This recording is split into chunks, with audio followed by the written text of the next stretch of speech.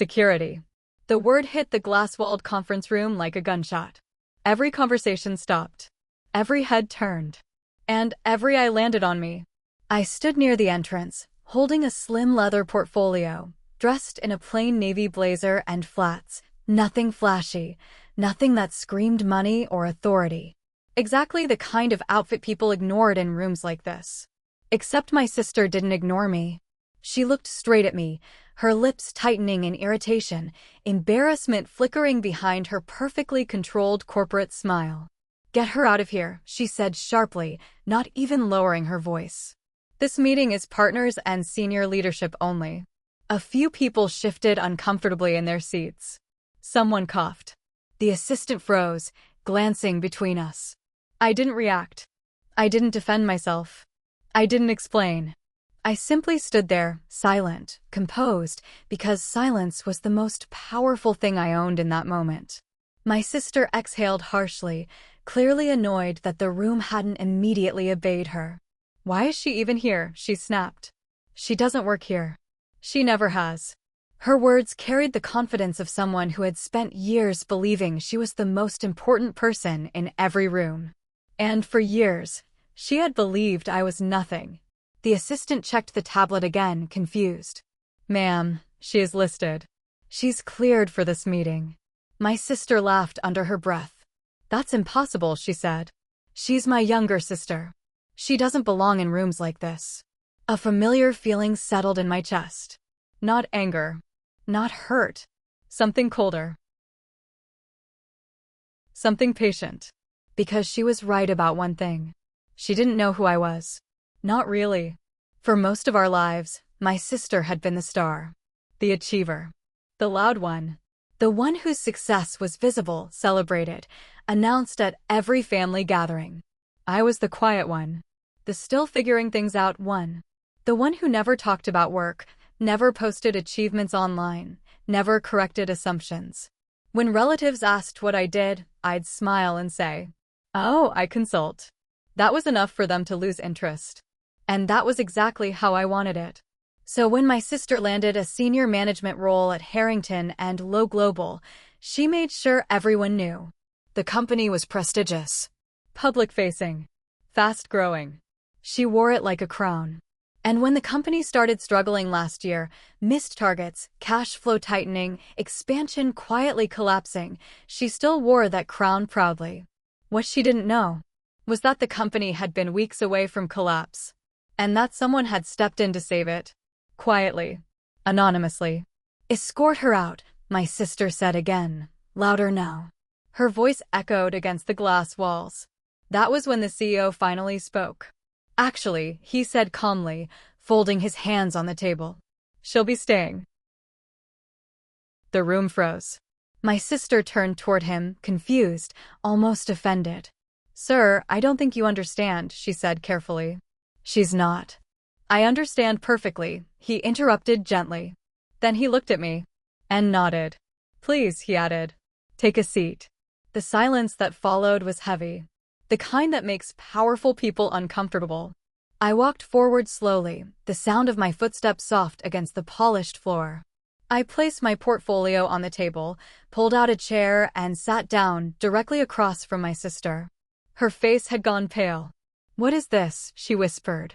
I opened the portfolio. Inside was a single document on top. I slid it across the table toward her. She glanced at the heading, then read it again, then froze. Her hands trembled as her eyes dropped lower. The signature. The corporate seal. My name. Her breath caught. This isn't funny," she said. "I'm not joking," I replied calmly. The CEO cleared his throat. "As of 6 months ago," he said, addressing the room, "she became the primary private backer of Harrington and Low through a holding structure. All recent liquidity, payroll stabilization, and expansion recovery came through her channels." Every executive in the room nodded. Except my sister. She looked like the ground had shifted beneath her. "You," she whispered. "You funded all of this?" "Yes," I said simply. Her mouth opened. Closed. Opened again. "No. You don't even talk about my work?" I finished for her. "Correct." 6 months earlier, Harrington and Lowe had been desperate. Investors were pulling out quietly to avoid panic. Banks were tightening credit. The board didn't want the public to know. So they searched for a silent partner. Someone with capital. Someone strategic. Someone willing to stay invisible. They found me through a private advisory channel. I didn't use my name. I didn't use my face. I used results. Only 3 people knew the truth. The CEO. And 2 board members. Everyone else, including my sister, benefited without knowing. Every paycheck.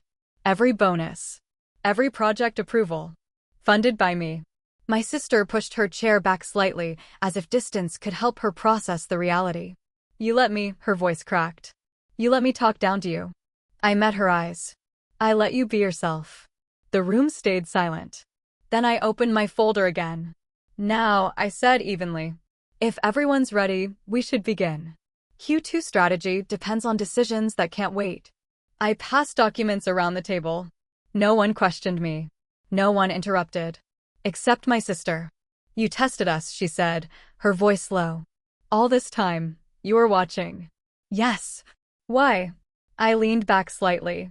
Because real leadership shows itself when no one thinks they're being observed. She swallowed hard. For the first time in her life. She wasn't the most powerful person in the room. And she knew it. My sister didn't read the strategy document. She stared at it, as if the words might rearrange themselves into something less devastating. Around the table, executives leaned forward, pens moving, voices low and focused. They discussed projections, regional restructuring, and merger opportunities like this was any other high-level meeting. But for her, time had stopped. You're saying, she began slowly, then stopped. I waited. The old version of me, the one she remembered, would have rushed to explain, to soften the blow, to make sure she didn't feel uncomfortable. That version had retired. Yes, I said calmly. I'm saying everything you thought was barely holding together was deliberately stabilized. Her jaw clenched. You let me think the company was surviving on grit, she said. On my leadership. You were leading, I replied. Just not alone. She looked away. I could almost hear the thoughts crashing through her head. All the late nights she bragged about. All the meetings where she spoke down to junior staff. All the times she told family members, at least I'm doing something real with my life. And suddenly, the foundation of that identity was gone. The CFO cleared his throat. If we could focus, he said carefully. The revised projections show a 14% increase if we execute the Midwest acquisition. I nodded. That aligns with my team's assessment. My team. The words landed harder than I intended. My sister flinched. She looked at me like she was seeing a stranger wearing my face. You have a team? She asked quietly. Yes. How big? Large enough to run 3 portfolios simultaneously. Her laugh came out sharp, disbelieving. You expect me to believe you built all this without anyone knowing? I didn't need you to know, I said evenly. I needed results. The CEO glanced between us, tension tightening his posture. Let's stay professional, he said gently. My sister nodded quickly, embarrassed. Of course. Sorry. But her hands were shaking. As the meeting continued, I noticed something else. She wasn't just shocked. She was terrified. Because if I had been capable of this all along, what else had she been wrong about?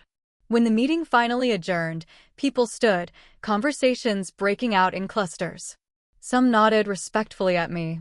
Others offered quiet smiles. No one questioned my presence anymore. Except my sister. She waited until the room cleared. Then she followed me into the hallway. The elevator doors were closing when she slipped her hand between them. Wait. The doors reopened. We stepped inside together. The silence was unbearable. You humiliated me, she said finally, her voice tight. I pressed the button for the ground floor. I didn't, I replied. You did that yourself. She turned sharply. That's not fair. Isn't it? I asked calmly. You tried to have me removed without asking a single question. She opened her mouth. Closed it. You could have told me, she said. Yes, I agreed. I could have. So why didn't you? The elevator descended slowly. Because the truth was uncomfortable. And honesty deserved clarity. Do you remember, I said, when I applied for that internship after college? She frowned.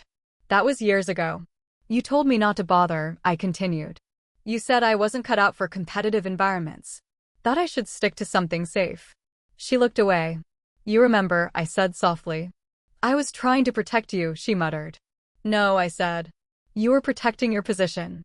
The elevator chimed softly as it passed another floor. You always needed me to be smaller, I continued. Quieter. Less impressive. That's not true. Isn't it? I asked. When I stopped explaining myself, you stopped seeing me at all. Her shoulders sagged. I didn't think you were doing nothing, she said weakly. I just didn't think you were doing this. I smiled faintly. That's the point.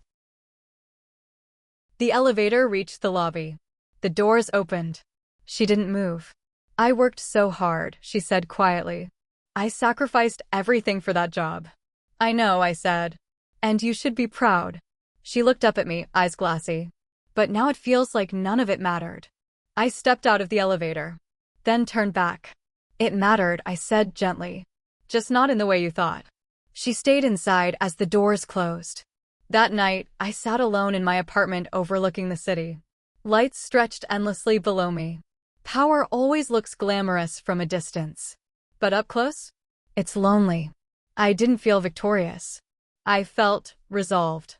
Because the truth was, I hadn't done this to embarrass her.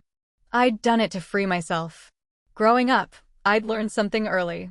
Loud confidence attracts attention. Quiet consistency builds leverage. While she chased titles, I chased systems. While she sought approval, I built independence. I didn't want recognition. I wanted control. The next morning, I received an email. From Board Chair. Subject, Executive Alignment Discussion. Short. Formal. I already knew what it meant. And so did my sister. At the follow-up meeting, the tone had changed. Everyone sat straighter. Every word was measured. The board chair folded his hands. We need to address internal dynamics, he said. Specifically, leadership, respect, and hierarchy. My sister stiffened. We can't afford division, he continued. And we can't afford ego. His eyes landed on her. Effective immediately, he said. All senior management will undergo a structural review. She inhaled sharply. And, he added, strategic decisions will require approval from our primary stakeholder. All eyes turned to me. I didn't smile. I didn't gloat. I simply nodded. After the meeting, my sister approached me again. This time, her voice was quieter. Humbled. I never meant to make you feel invisible, she said. I studied her carefully. Intent doesn't erase impact, I replied. She nodded. I don't know how to fix this. I thought for a moment. Start by listening, I said. Not assuming. She swallowed. Can we start over? I looked at her. At the woman who had always stood in front. And now stood uncertain. Maybe, I said honestly. But things won't go back to how they were. She nodded slowly. I understand. For the first time. I believed her. When power makes enemies. The first sign came quietly. An email. Not threatening. Not aggressive. Just curious. From Internal Compliance. Subject, Request for clarification regarding holding structures. I read it twice. Then once more. On the surface, it was routine. But I'd been in this world long enough to recognize the scent of fear masked as procedure. Someone was digging. At Harrington and Low, silence had always been my shield. I wasn't listed on org charts. I didn't attend social events. I avoided visibility. But after the boardroom reveal, silence became suspicion. And suspicion always breeds ambition. 2 days later, I noticed it during the executive briefing. People were watching me differently. Not with respect. With calculation. Some smiled too quickly. Others avoided eye contact. One executive, Marcus Hale, did neither. He leaned back in his chair, arms crossed, eyes sharp. Marcus had been with the company longer than my sister. He was charismatic, politically gifted, and dangerously patient. And he didn't like surprises. Especially ones he didn't control. During a break, I stood near the windows, reviewing projections. Marcus joined me. Quite a move, he said casually. I didn't look up. Which one? He chuckled. Playing invisible investor for 6 months. Results speak louder than visibility. True, he agreed. Still, some people feel blindsided. Some people mistake comfort for entitlement. That made him smile. But his eyes didn't. Across the room, my sister sat quietly, unusually restrained. She wasn't speaking much anymore. She was listening. Learning. And that worried her more than anyone else. Later that afternoon, she came to my office. Not the boardroom. Not a conference space. My office. She stood awkwardly, hands clasped. I think someone's trying to undermine you, she said. I gestured for her to sit. What makes you think that? She hesitated. Marcus requested access to legacy investor records. Framed it as due diligence. I nodded slowly. He won't find what he's looking for. That's what scares me, she said. If he doesn't, he'll assume you're hiding something worse. Smart. I studied her. This wasn't jealousy speaking. This was strategy. You're changing, I said. She exhaled. I have to.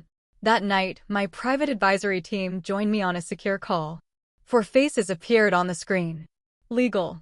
Finance. Risk. Intelligence. Yes, I said. They're circling. My legal counsel nodded. Marcus Hale has ties to 2 private equity firms. If he feels blocked, he'll escalate. Let him, I said. Are we exposed? My sister's voice asked from behind me.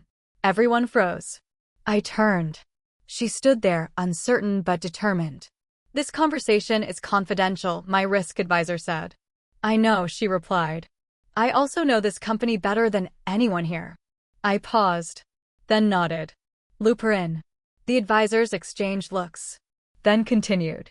No, legal said. You're clean. But Marcus isn't. The word isn't hung in the air. What do you mean? My sister asked. My intelligence advisor leaned forward. He's been leaking internal forecasts to outside buyers. Testing valuation interest. My sister's face drained. That's illegal. Yes, I said calmly. And useful. The next week, the trap closed. Marcus requested a private meeting. Just him and me. I agreed. He arrived confident. Too confident. Let's be honest, he said, settling into the chair. You disrupted the balance. Balance favors those already on top, I replied. He smiled thinly. I'm offering alignment. With conditions. Of course. Access, he said. Transparency. And a seat in whatever inner circle you've built.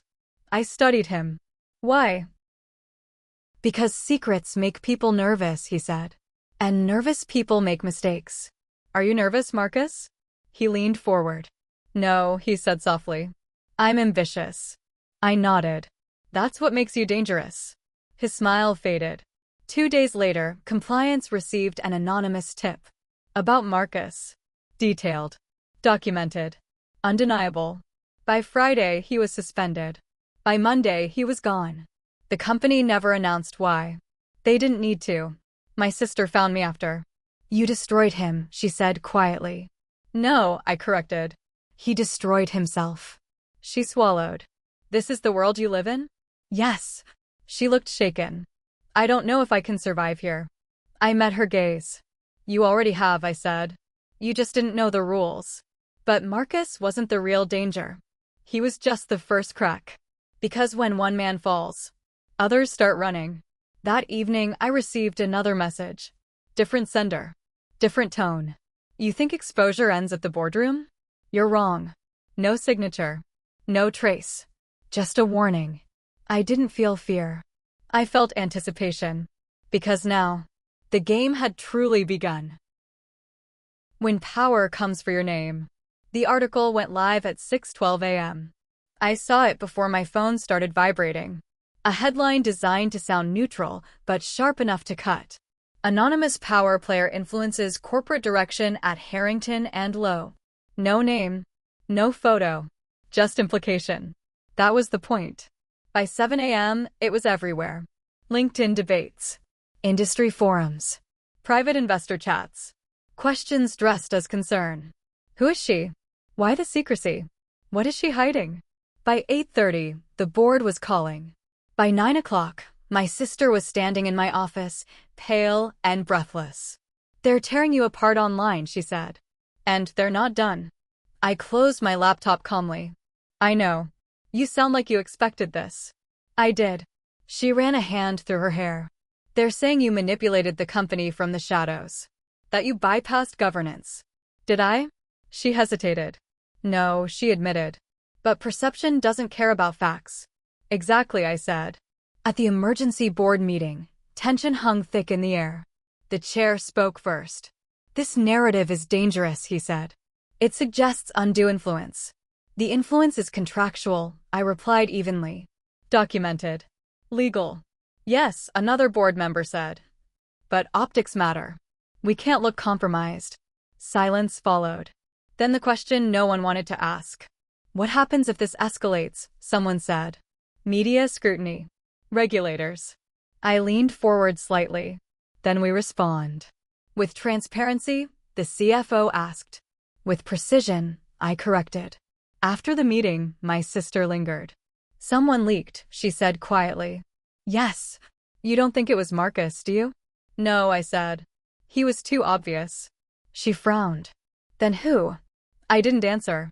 Because there was only one possibility I hadn't prepared for. Family. That evening, I drove to our parents' house. I hadn't planned to. But instinct is a powerful thing. When I arrived, the lights were on. My sister's car was already there. That confirmed it. Inside, our mother sat rigid on the couch. Our father stared at the television, news muted. My sister stood near the window, arms crossed. "They contacted us," my mother said as soon as she saw me. "Who?" I asked. "A reporter," my sister answered. She wanted background. Family insight. My chest tightened. "And?" My sister didn't look at me. "They asked if you'd always been secretive, manipulative." I laughed softly. "And what did you say?" She swallowed. "I said I didn't really know you." The words hit harder than the article. "So you fed them doubt," I said quietly. "I didn't give them anything concrete," she insisted. "But you didn't shut it down." She looked at me then. "They asked why you never told me. Why you hid everything. And you answered?" I said maybe you didn't trust me. Silence filled the room. My mother looked between us, distressed. "Why didn't you tell her?" she asked me. I met her gaze. "Because every time I tried to be more," I said. "I was told I was less." No one spoke. That night, another article dropped. This one more aggressive. Family sources question ethics of silent investor. I didn't need to read it. I already knew what it contained. The next morning, my sister called. Her voice was shaking. "They're asking me to testify," she said. Informally. Regulators. I closed my eyes. "Did you speak to them again?" "No," she said quickly. "But they know about our relationship now. They're pressuring me." "For what?" "To say you exerted influence through me." I opened my eyes. "That's a lie." "I know," she whispered. "But if I don't cooperate, they'll assume I'm protecting you." "And if you do?" She didn't answer. Because we both knew the truth. If she spoke, everything I built would come under fire. We met later that day in a quiet cafe. No suits. No titles. Just two sisters. "I never wanted this," she said. "Neither did I." "Then why does it feel like I'm choosing between my career and you?" "Because that's how they designed it," I replied. She stared at her coffee. "All my life," she said, "I thought power meant being seen. Being loud. Being undeniable." She looked up at me. "You were powerful long before anyone noticed." I didn't respond. She exhaled. "They're expecting me to give them something by Friday. Do you want to?" She shook her head. "No." "Then don't." "It's not that simple."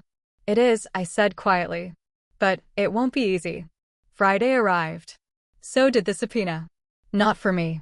For her. She walked into my office, envelope in hand. "I have to decide," she said. I stood.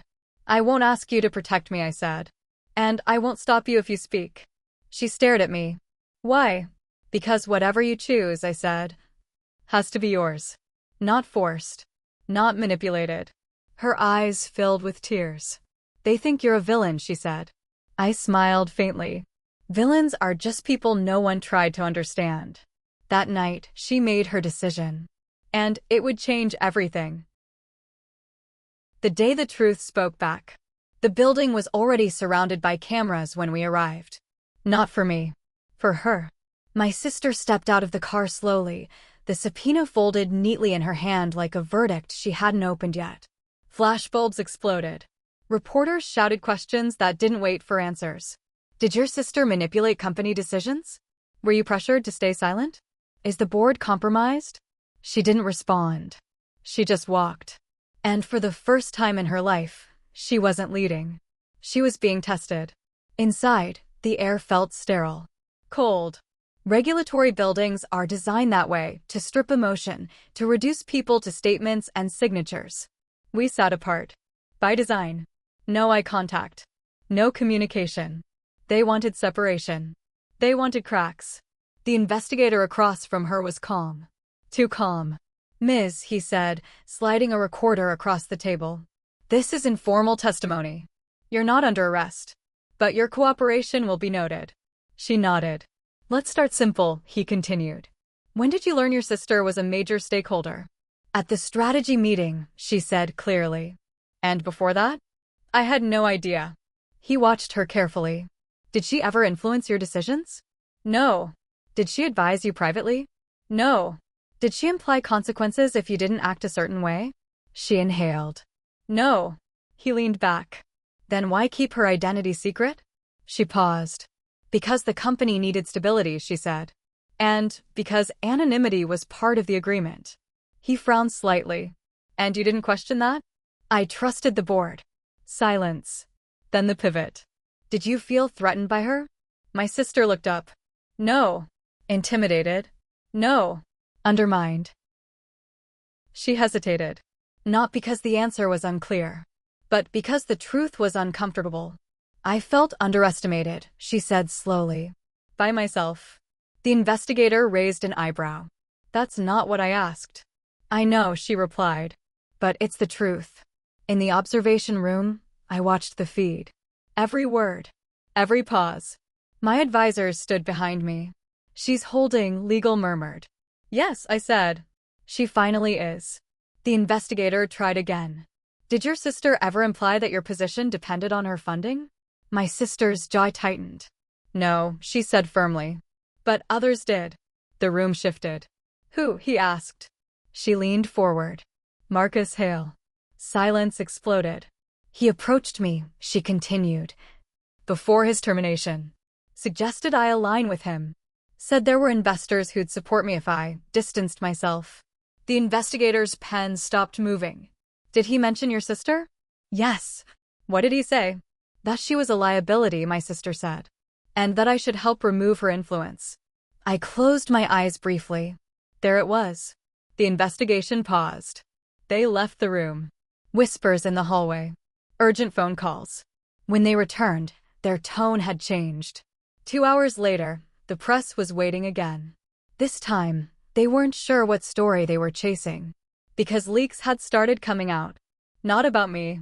About Marcus. About external pressure. About manipulation from outside the board. By evening, headlines shifted. Former executive accused of leveraging family ties for corporate control. Whistleblower testimony raises questions about investor interference. My sister walked out exhausted. But lighter. She found me near the exit. "They're clearing you," she said quietly. "I know." I told them everything. "I know." She looked at me. "I chose you." I met her gaze. "No," I said gently. "You chose the truth." That night, the board convened again. Emergency session. Different energy. The chair spoke first. "The narrative has changed," he said. "And so has our responsibility." He turned to my sister. "You showed integrity today." She nodded, humbled. Then he turned to me. "We failed to protect you from exposure." I didn't respond. "We won't make that mistake again," he added. The resolution came swiftly. Marcus's actions triggered a broader investigation. External interests withdrew. Regulators closed the inquiry into my involvement. Quietly. Efficiently. Just how I preferred. Later, my sister and I stood alone in the empty boardroom. The same room where everything began. I spent my whole life trying to be visible, she said. Chasing approval. She looked at me. You built power without asking permission. I smiled faintly. Power doesn't ask, I said. It prepares. She nodded. I was wrong about you. Yes, I said. But you learned. She hesitated. Can we actually start over now? I considered it, then extended my hand. She took it. Not as the older sister. Not as the executive. But as an equal. Outside, the city moved on. Stories faded. But something had shifted permanently. Not just in the company. In our family. In her. And in me. Because the truth had finally spoken. And it had spoken clearly. The shape of quiet power. The company stabilized faster than anyone expected. Markets forget scandals when profits speak. Within weeks, Harrington and Lowe's stock recovered, then climbed.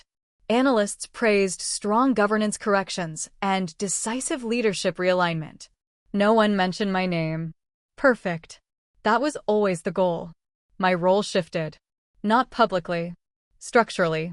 Decisions moved faster now. Cleaner. Fewer leaks. Fewer egos. I reduced the board from 11 to 7. Not dramatically. Strategically.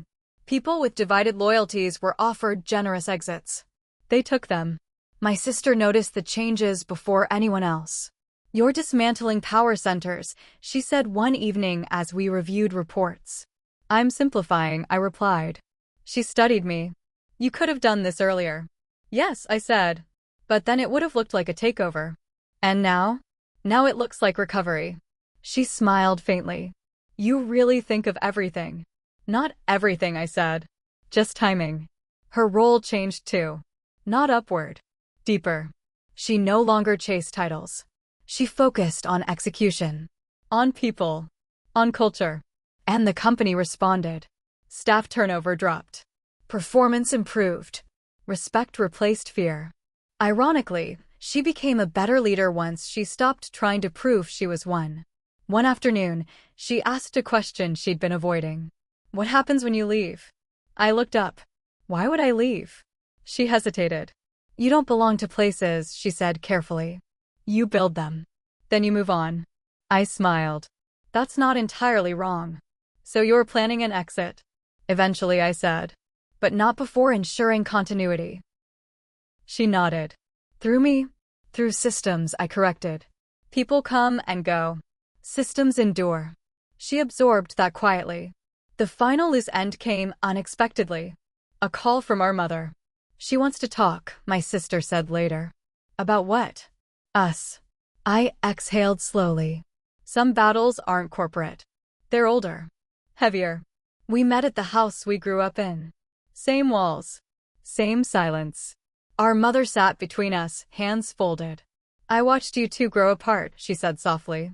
And I didn't stop it. Neither of us spoke. I thought ambition would protect you, she continued. I didn't realize it would divide you. My sister's eyes filled with tears. I thought being strong meant being better, she said. I didn't see how small I was making her. Our mother looked at me. And you, she said. You disappeared. I learned early, I replied gently. That quiet was safer. She nodded slowly. I wish I had listened more. So did I. Nothing dramatic happened. No apologies that fixed everything. Just understanding. And sometimes, that's enough. Back at the office, I finalized the last move. A trust restructuring. Control remained centralized. But operational authority distributed. No single point of failure. No single ego. Including mine. At the closing board meeting of the quarter, the chair addressed the room. We're stronger, he said. More resilient. Then he looked at me. And we owe that to leadership that chose restraint over recognition. I inclined my head. That was all. After the meeting, my sister walked with me to the elevator. Do you regret any of it? She asked. I thought carefully.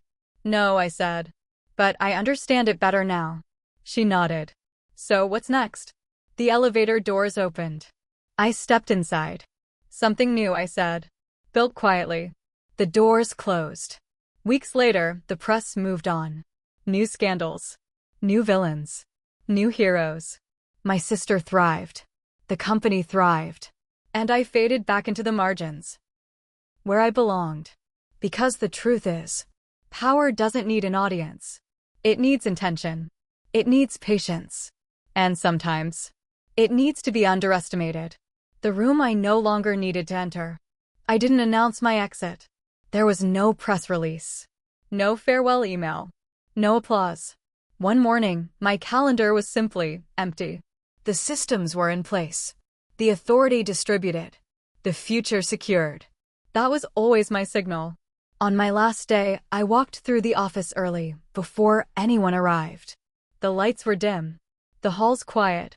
I passed conference rooms where decisions had once been made about me, without me. Now, those rooms didn't matter. I'd outgrown them. My sister found me in the lobby. She must have guessed. "You're leaving today," she said. It wasn't a question. "Yes." She nodded slowly. "You didn't tell anyone." "I didn't need to." She smiled sadly. "You never do." We stood there for a moment. Two women who had once measured themselves against each other, now finally standing on equal ground. "I used to think power meant staying," she said. "Being seen. Being remembered." "And now?" I asked. "And now I know it means knowing when you're no longer needed." I smiled. She had learned. Outside, the city moved like it always did, unaware, indifferent. That's the thing about real power. It doesn't announce itself. It moves underneath everything. Months passed. The company thrived. My sister was promoted not because of connection, but because of capability. No one whispered about favoritism. No one dared. She earned every inch of it. And she carried it differently now. Quieter. Stronger. As for me, I didn't disappear. I expanded. New ventures. New systems. New quiet rescues. Different cities. Different industries. Same principle. Build. Stabilize. Step back. One afternoon, I received a message from my sister. "I handled the crisis today without panic. I listened first. I thought of you." I stared at the screen for a long moment, then replied, "Good. You didn't need me." That was the real victory. Sometimes I think back to that first moment, standing at the edge of a glass-walled room, being told I didn't belong, being underestimated, dismissed, embarrassed. They thought power looked a certain way. They were wrong. Because power isn't loud. It doesn't demand space. It doesn't need validation. Power waits. Power prepares. And when the moment comes, it doesn't ask for permission to sit at the table. It owns the silence. That day, my sister learned who I really was. But the truth? I had known all along. And I didn't need anyone else to see it.